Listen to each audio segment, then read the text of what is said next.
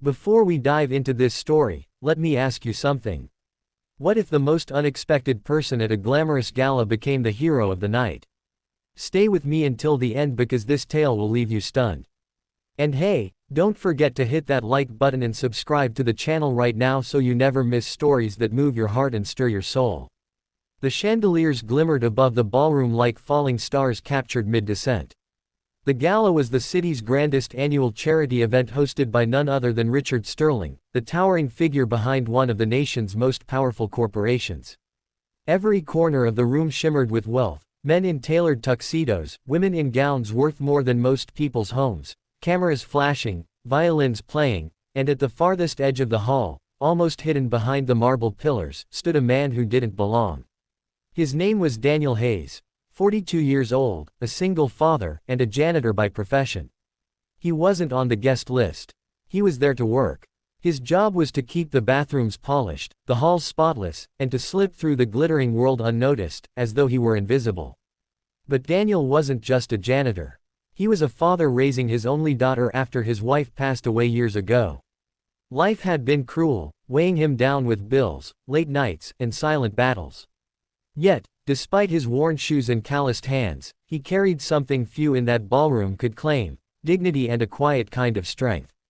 As he moved across the floor with a mop bucket tucked discreetly into a corner, his eyes flickered to the heart of the gala, a young woman in a pale blue gown, standing by herself. Her name was Clara Sterling, the CEO's only daughter. She was 23, graceful, with dark brown hair cascading in gentle curls to her shoulders. But unlike everyone else in that brilliant hall, Clara did not take in the shimmer of lights or the colors of gowns. She was blind. Her eyes, though luminous, carried no sight, and yet she held herself with a kind of soft bravery that made people stare longer than they realized. Clara had grown up in privilege, surrounded by people who either pitied her or used her condition as a reason to shelter her. Tonight was no different. Guests whispered behind fans and champagne glasses. Few dared to speak to her as though her blindness created an invisible wall. Daniel noticed his heart clenched as he watched her fingers trace the edge of her glass nervously, her shoulders slightly hunched as though she wanted to vanish into the crowd. She reminded him of his own daughter, Emily, who was only 10 and often sat quietly at school events while the world ignored her. He knew that feeling of isolation, that silent cry for someone, anyone, to see you. The night moved on with speeches and toasts. Daniel kept sweeping unseen, but his gaze returned to Clara again and again. Then came the announcement of the dance. The orchestra began to play a waltz, and couples swirled across the floor in practiced elegance. Clara stood by the wall alone. Her father, Richard Sterling, was busy in conversation with senators and investors, too occupied to notice the way his daughter's lips pressed together tightly, too busy to see the loneliness on her face. And then something happened no one expected. Clara took a hesitant step forward, tapping her cane lightly against the polished floor. She wanted to join them to dance, but her hands trembled as she tried to orient herself. A few people noticed and turned away quickly, whispering. Daniel's chest tightened. In that moment, it was as though he could hear his late wife's voice urging him, "Go.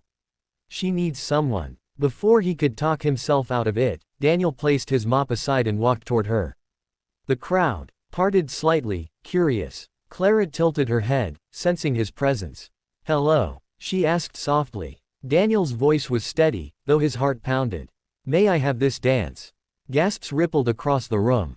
A janitor, asking the CEO's daughter to dance, faces twisted in judgment, some amused, others scandalized.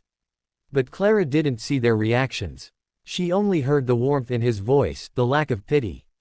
Slowly, she nodded. "Yes," she whispered. Daniel offered his arm, guiding her gently onto the floor.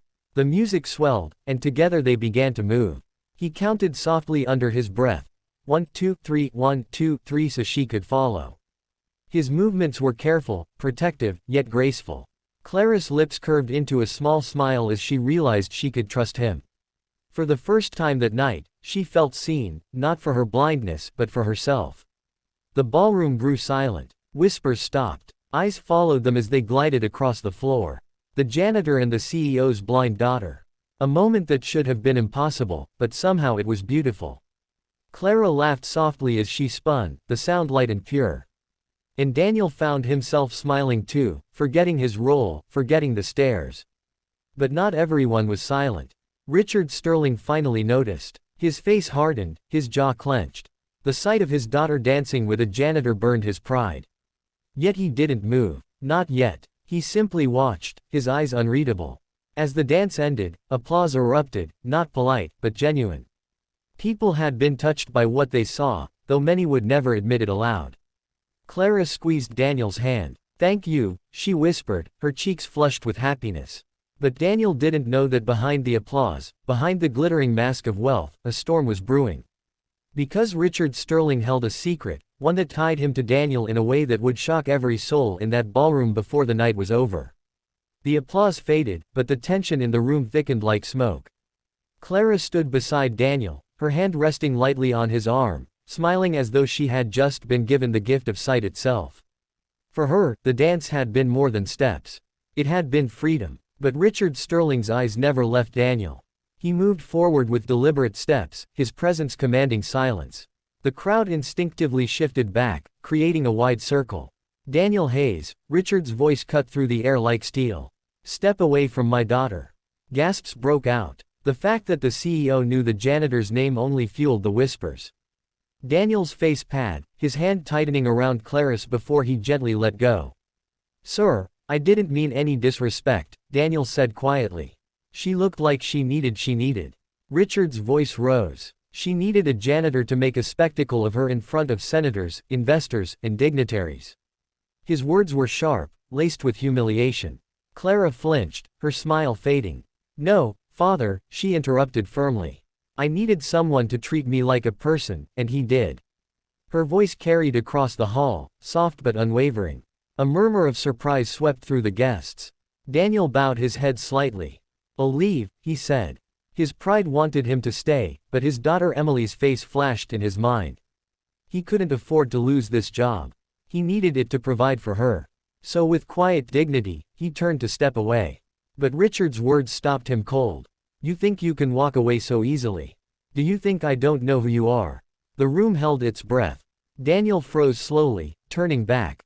"What do you mean?" Richard's jaw tightened. His eyes burned with a mix of anger and something else. "Fear. Tell them. Tell them why I know your name. Tell them the truth." Confusion rippled through the crowd. Daniel's brows furrowed. "What truth?" Richard's voice cracked like a whip. "Because your daughter, Emily Hayes, is my granddaughter." The room erupted in shocked cries. Clara gasped, her hand flying to her mouth. Daniel staggered back as though struck. "What are you saying?" he whispered. Richard's face was carved in stone, his eyes glistening with a storm of emotions he could no longer hide. "Years ago, before you married, before you became this janitor, my company made decisions that destroyed lives. One of those lives was your late wife's family. And when she sought help, when she begged me," his voice faltered, and for the first time, Richard Sterling seemed less like a titan and more like a man haunted by guilt. "She was my daughter, too. Which makes you family." The silence that followed was deafening. Clara swayed, her hand trembling as she reached out blindly. "Daniel, is Emily really my niece?" Daniel's throat tightened, his heart thundering. I never knew. She never told me." His voice cracked. "I thought your father hated me because I was nothing, because I was poor." But all this time, the gala was no longer a celebration. It was a stage for revelations that shattered illusions of wealth and power. Richard fell silent, his face ashen. The truth was out, and there was no taking it back. Clara stepped closer, finding Daniel's hand again. Then tonight wasn't just about a dance. It was about family finding each other in the most unexpected way.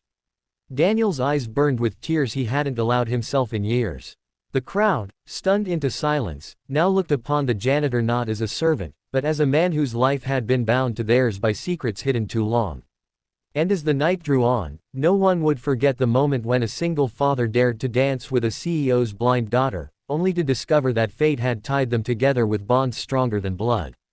So, what do you think about this twist? If this story touched your heart, don't forget to like the video and subscribe to the channel for more incredible tales. Trust me, you don't want to miss what's coming next.